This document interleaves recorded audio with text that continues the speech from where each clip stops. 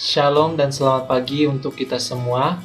Saya Carlan Perjuangan Giawa, NPM 1752002 dari Universitas HKBP Nomensen, Fakultas Ekonomi, Prodi Manajemen. Saya akan menjelaskan mengenai tentang apa itu kepuasan pelanggan.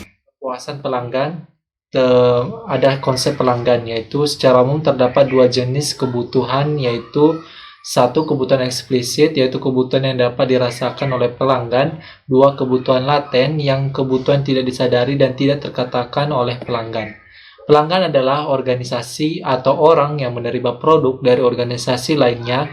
Langganan termasuk klien, pemakai akhir, pengecer, penerima kegunaan organisasi, dan pembeli. Hal senada disebutkan dalam Kamus Bahasa Indonesia 2008 halaman 809 bahwa pelanggan adalah orang atau tempat yang mempunyai hubungan tentang dalam hal jual beli sebagai pengguna produk. Mengidentifikasi tiga macam pelanggan dalam sistem kualitas modern, yaitu satu itu pelanggan eksternal. Yang dimaksud dengan konsumen internal adalah orang yang berada dalam perusahaan dan memiliki pengaruh pada performansi pekerjaan atau perusahaan. Kedua, pelanggan antara. Konsumen antara adalah mereka yang bertindak atau berperan sebagai perantara, bukan sebagai pemakai akhir produk. Yang ketiga, pelanggan eksternal. Konsumen eksternal adalah pembeli atau pemakai akhir produk yang sering disebut sebagai konsumen nyata. Dalam gambar ini saya akan tampilkan ada urutan dalam pelanggan internal dan eksternal, yaitu pertama pemasok 1, pelanggan 1 pemasok 2, pelanggan 2 pemasok 3, pelanggan 3 pemasok 4, pelanggan terakhir. Dalam suatu siklus aliran kegiatan dikenal istilah SIPOC atau supplier, input, proses, output, customer adalah gambar visual yang mendeskripsikan tentang cara proses tertentu memberikan pelayanan kepada pelanggan, seperti yang tertera dalam gambar ini. Saya akan tampilkan.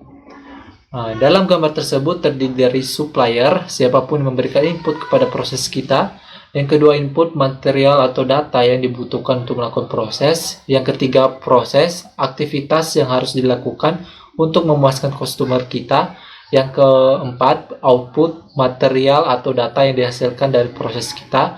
Yang kelima, ada customer, siapapun yang menerima hasil kerja kita, termasuk internal customer dan external customer.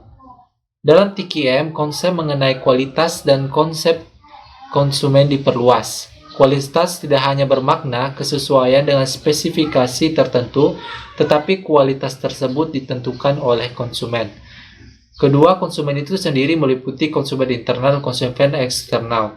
Oleh karena itu, segala aktivitas perusahaan harus dikoordinasikan untuk memuaskan para konsumen. Kualitas yang dihasilkan suatu perusahaan sama dengan nilai yang diberikan dalam rangka meningkatkan kualitas hidup para konsumen. Semakin tinggi nilai yang diberikan, maka semakin besar pula kepuasan konsumen. Apa itu kepuasan pelanggan? Pada hakikatnya tujuan bisnis adalah untuk menciptakan dan mempertahankan para pelanggan. Dalam menurut pendekatan TQM, kualitas ditentukan oleh pelanggan. Semua usaha manajemen dalam TQM diarahkan pada satu tujuan utama, yaitu terciptanya kepuasan pelanggan, atau Jiptono dan Diana 1995 dalam halaman 101-102. Prinsip-prinsip dasar kepuasan pelanggan dan definisi dapat disimpulkan bahwa kepuasan pelanggan adalah suatu keadaan di mana kebutuhan, keinginan dan harapan pelanggan dapat termenuhi melalui produk atau jasa yang dikonsumsi atau dibutuhkan. Jadi di rumus ini terdapat rumus, yaitu rasio kepuasan pelanggan dapat dihitung dengan menggunakan persamaan berikut ini. Saya akan tampilkan. S sama dengan Q per M.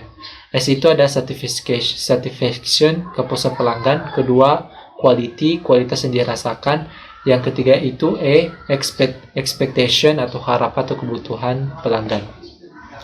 Faktor-faktor yang mempengaruhi persepsi dan para konsumen menurut Gasper ada empat faktor yang mempengaruhi persepsi dan harapan konsumen sebagai berikut. Satu, kebutuhan dan keinginan yang berkaitan dengan hal-hal yang dirasakan konsumen ketika ia sedang mencoba melakukan transaksi dengan produsen atau pemasok perusahaan. Pengalaman masa lalu ketika mengkonsumsi produk dari perusahaan maupun pesaing-pesaingnya. Ketiga, pengalaman dari teman-teman. Keempat, komunikasi melalui iklan dan pemasaran juga mempengaruhi persepsi konsumen. Ada 3 unsur kualitas yang ditetapkan pelanggan. 1. Pelanggan harus merupakan prioritas utama organisasi. Kedua, pelanggan yang dapat diandalkan merupakan pelanggan yang paling penting, yaitu pelanggan yang membeli berkali-kali. Ketiga, kepuasan pelanggan dijamin dengan menghasilkan produk berkualitas tinggi dengan perbaikan terus-menerus. Faktor utama dalam menentukan tingkat kepuasan konsumen ada 5. 1. Kualitas produk, kualitas pelayanan, emosional, dan harga dan biaya. Ekspektasi pelanggan. Dalam memberikan pelayanan, perusahaan harus mengerti keinginan pelanggan. Ada juga cara pengelompokan pelanggan berdasarkan anak tanggal loyalitas, yaitu 1. Prospek, kedua pembelanja, ketiga pelanggan, keempat klien, kelima penganjur. Jadi dalam ekspektasi itu ada 3 tingkatan. Jadi level 1 itu tingkat performansi minimum yang selalu diasumsikan ada atau ekspektasi dasar. Ekspektasi dasarnya itu atau base expectation. Level kedua itu ada pilihan-pilihan dan trade-offs yang tersedia untuk dipilih oleh pelanggan atau yang disebut dengan ekspektasi eksplisit. Ini ada di level 2, spesifikasi dan kebutuhan. Yang level 3, nilai tambah dari karakteristik feature dan yang tidak diketahui oleh pelanggan atau ekspektasi tersembunyi atau senang paling atas itu deleted.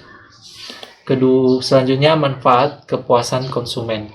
1 itu hubungan antara perusahaan dan konsumennya menjadi harmonis, dan itu tentu saja. Kedua, memberikan dasar yang baik bagi pembelian ulang. Ketiga, dapat mendorong terciptanya loyalitas konsumen.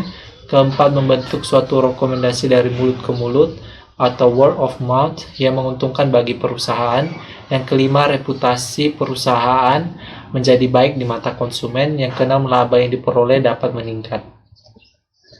Selanjutnya ada dimensi kepuasan konsumen, terdiri dari 5 atau disebut service quality atau servqual, yang menghasilkan konsumen adalah sebagai berikut. 1. Reliability atau keandalan. Kedua, responsiveness atau responsif.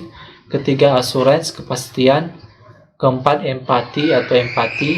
Kelima, tangible atau berwujud.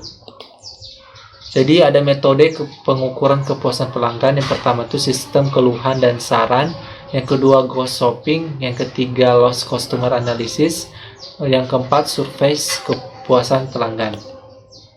Jadi dalam kepuasan pelanggan itu ada pengukuran tingkatnya, yaitu dalam skala pembobotan yang digunakan untuk mengukur tingkat kepuasan pelanggan adalah memakai Likert scale, yaitu sebagai berikut. Kan kalau bobotnya 1 itu maksudnya itu tidak penting, bobotnya 2 kurang penting, yang ketiga cukup, yang keempat penting, dan kelima itu sangat penting. Jadi skala pengukuran kepentingan pelanggan ini dimaksudkan untuk mengetahui kinerja produk dan layanan yang diberikan dibandingkan dengan kompetitornya atau pesaingnya menurut persepsi atau kacamata pelanggan. Jadi selanjutnya itu ada keluhan pelanggan. Jadi dalam pelayanan pelanggan itu kan pasti ada keluhannya. Jadi seperti mengembangkan prosedur pengaduan, mengidentifikasi pelanggan dari pelanggan eksternal, melakukan analisis secara mendalam, menetapkan langkah-langkah konkret. Jadi ini dalam pelanggan memberikan keluhan itu harus segera kita selesaikan. Jadi umpan baliknya itu bisa berdampak menemukan ketidakpuasan pelanggan, menemukan fokus utama dari mutu, membandingkan kinerja dengan kompetisi, mengidentifikasi kebutuhan pelanggan, dan menemukan peluang untuk perbaikan. Keluhan-keluhan pelanggan ada 10 cara, yaitu 1. Kartu komentar, kedua survei, ketiga kelompok fokus atau fokus group, yang keempat tool free, yang kelima saluran telepon, keenam kunjungan pelanggan, yang ketujuh kartu laporan, ke-8 internet, ya apalagi kan seperti aplikasi-aplikasi online sekarang pasti banyaklah forum untuk menghasilkan keluhan-keluhan pelanggan. Yang ke-9 umpan balik dari karyawan, dan terakhir 10 indeks kepuasan pelanggan. Jadi manfaat dari survei ini kita bisa meningkatkan harapan pelanggan dan menghadapi pelanggan yang tidak sama, mengajukan pertanyaan-pertanyaan akan membuatnya semakin baik. Selanjutnya service kualitas. Service kualitas itu dapat dibedakan menjadi 2, yaitu kualitas produk dan kualitas pelanggan. Jadi kualitas produk dan kualitas jasa itu berbeda. Jadi nanti saya berikan tabelnya, itu dari atributnya.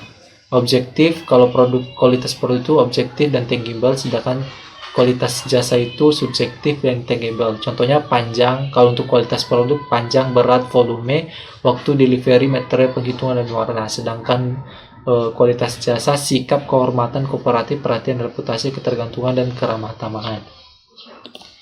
Jadi di sini ada beberapa dimensi kualitas pelayanan atau jasa, yaitu ada 10. Satu, tangible atau bukti nyata. Kedua, reliability, keandalan. Yang ketiga, responsiveness atau kesigapan. Yang keempat, kompetensi. Kelima, courtesy atau kesopanan santunan. 6, kredibilitas.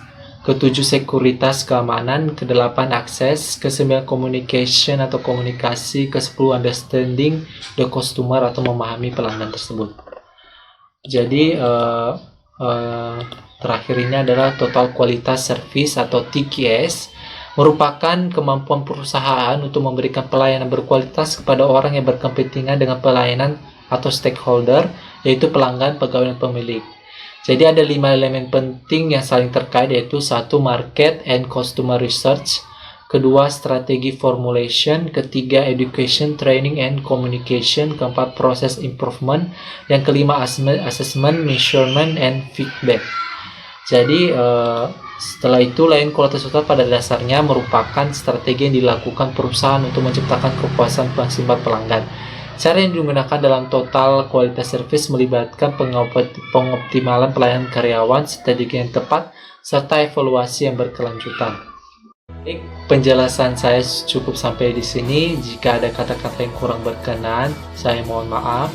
Sekian dan terima kasih. Shalom.